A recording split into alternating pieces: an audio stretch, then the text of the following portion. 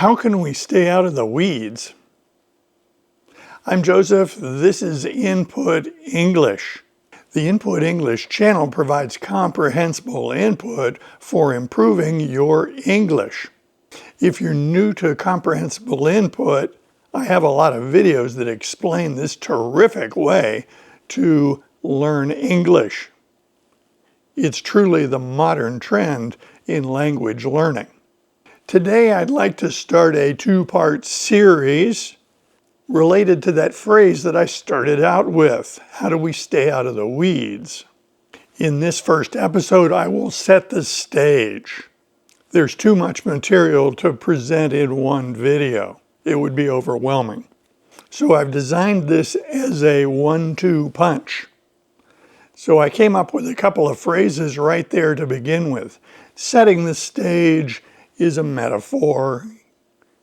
It comes out of theater production.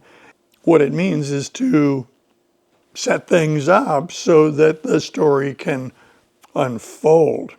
That phrase pretty much explains itself. 1-2 punch comes out of the sport of boxing, and that's a strategy of delivering one blow followed immediately by a second blow, and that these two work together. We use this expression metaphorically in the day-to-day when our activities include two efforts that work in combination. This first episode is a story. It's a story about me and my sister many years ago. When I was visiting Colorado many years ago, I visited my sister who lives there.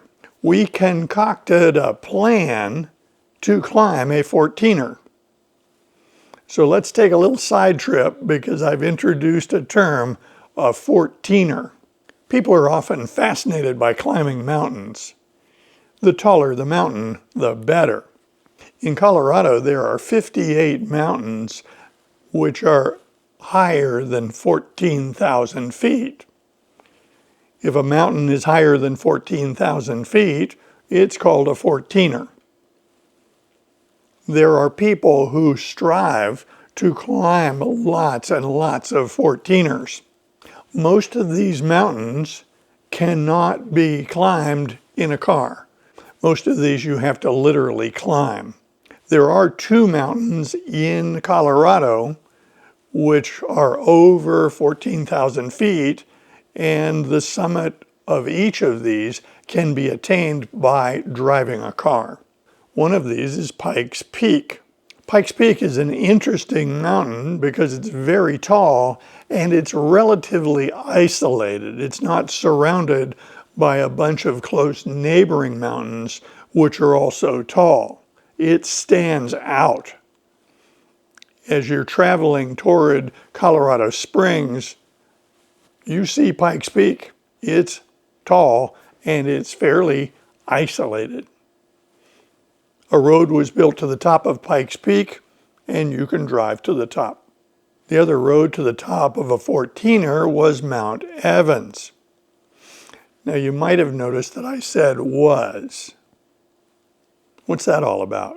Well, they didn't tear it down. No, Mount Evans wasn't removed, but it was renamed. It was renamed in 2023, and that's an interesting story right there. Various interests recommended name changes, and the new name was chosen to be Mount Blue Sky. This came from English translations of Native American expressions. So in the past, you could drive to the top of Mount Evans, and now you can drive to the top of Mount Blue Sky. Those are the only two 14ers that you can summit using an automobile. I used the verb summit, that is to attain the peak. You can summit a mountain, and that verb is used by people who climb mountains. So back to our story, my sister and I concocted a plan to climb a 14er. We did not want to climb one that you could drive to the top of. So that eliminated two out of the 58 available 14ers in Colorado. We wanted a peak that was relatively close by. We didn't want to drive long distances to get to our mountain of choice. We did not want to choose a mountain that required special equipment like ropes and ice axes. We didn't want to choose a mountain that required more than a day's hike. You can see that we're winnowing down the list of possibilities to fewer and fewer peaks. In the Denver area, the freeway leaves toward the west, Interstate 70, and it winds through what we call the Front Range, that is the part of the Rockies that face Denver. As the interstate goes through the Rocky Mountains, you come to a town of Georgetown. In the United States, there are many towns in several states named Georgetown. Perhaps the most famous Georgetown is in Washington, D.C. There is a Georgetown, Kentucky, and indeed there is a Georgetown in Colorado. In Georgetown, Colorado, that is your taking off point to go to Guanella Pass. Guanella Pass is the local pronunciation, even though there is a double L. There's some controversy on the internet about how to pronounce that word Guanella, but in Colorado, it's Guanella Pass. The road across the pass leads one to several 14ers.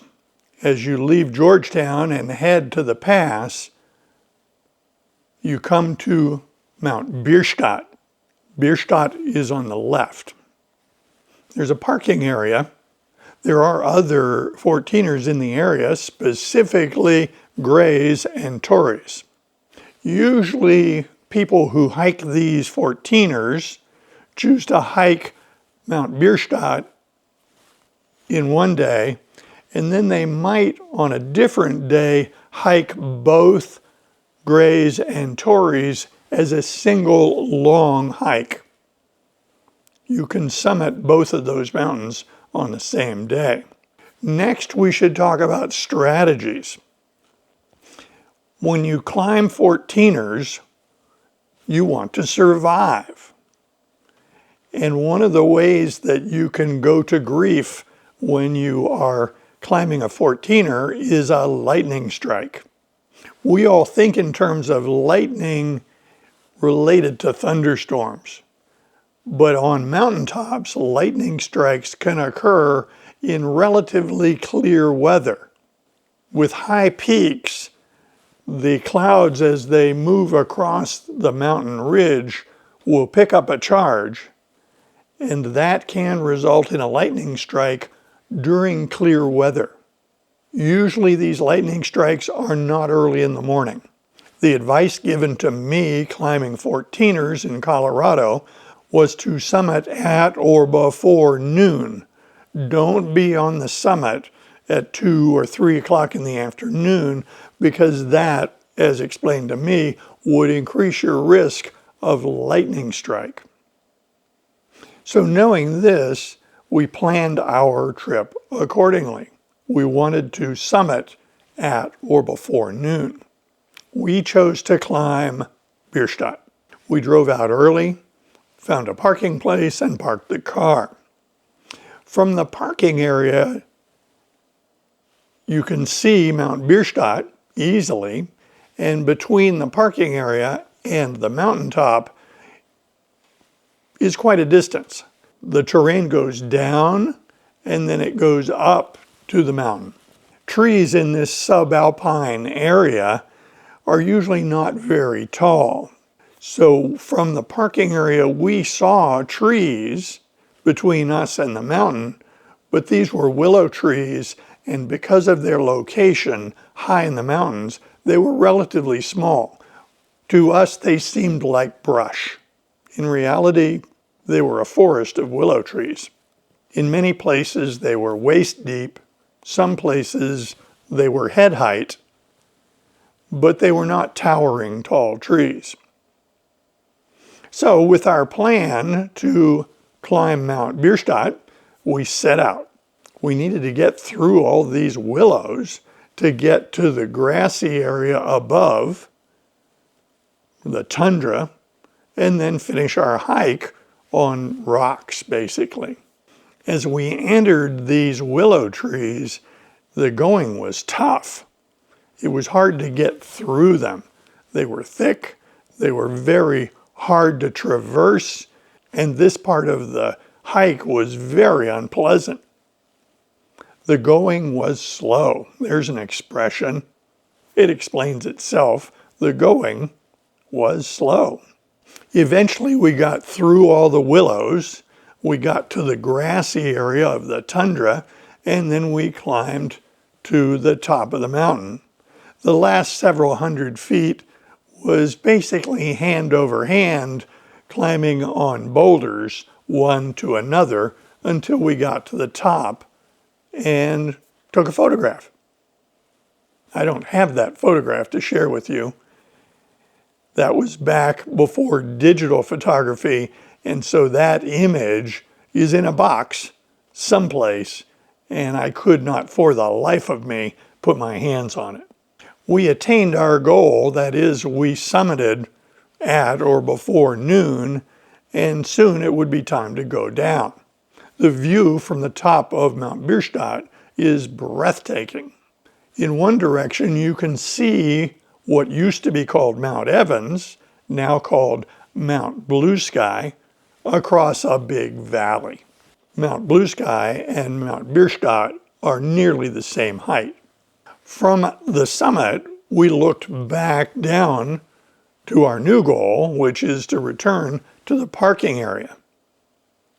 But our vantage point at the top of this mountain allowed us to see something that we could not see when we were in the parking area.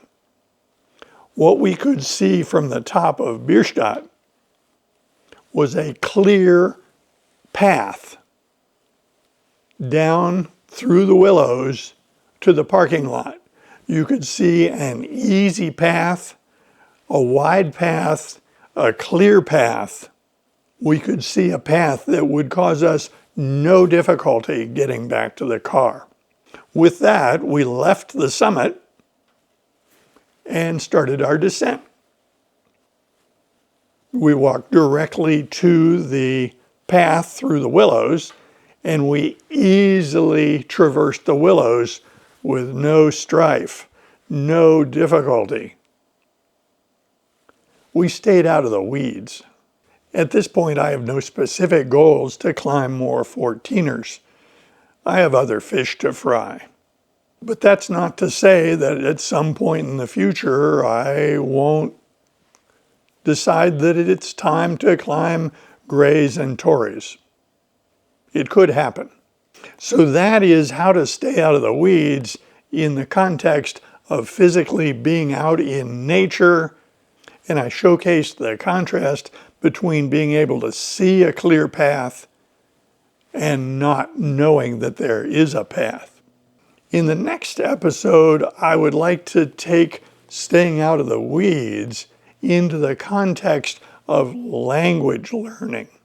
I'd like to discuss how to avoid the pitfalls of learning English in the 21st century. I invite comments below, and if you like videos like this, be sure to click on this one next. See you soon.